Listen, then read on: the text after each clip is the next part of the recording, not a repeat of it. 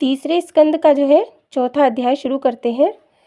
श्री कृष्ण के विरह में उद्विग्न उद्धव ने कहा, हे विदुर जी, भगवान श्री कृष्ण द्वारा ज्ञान प्राप्त होने के कारण मेरा अंतःकरण सांसारिक मोह माया से विरक्त हो गया है, किंतु उनके विरह का जो कष्ट मुझको है वह किसी भी प्रकार से नहीं कहा जा सकता।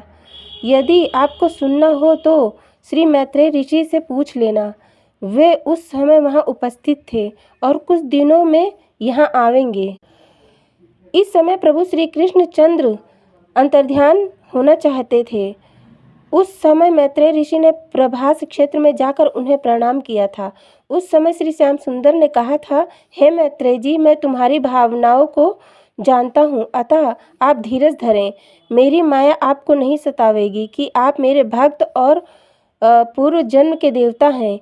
इस जन्म में आपने श्री वेदव्यास जी के भाई और पराशर ऋषि के पुत्र के रूप में जन्म लिया है।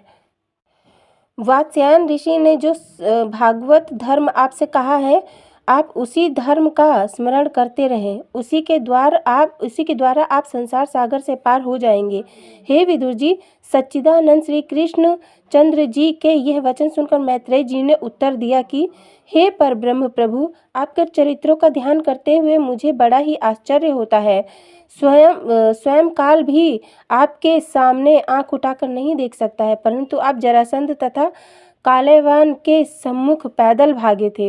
हे भगवान, आपके मर्म को कोई नहीं जान सकता है। इस तरह अनेकों प्रकार से भगवान श्री श्याम सुंदर की स्तुति करने के बाद श्री मैत्रेय जी वहाँ से वापस चले आए। हे विदुर जी, अब मैं भगवान श्री कृष्ण चंद्र जी के आदेशानुसार बद्रिकाश्रम जा रहा हूँ। वहाँ जाकर मैं देह को त्यागूंगा।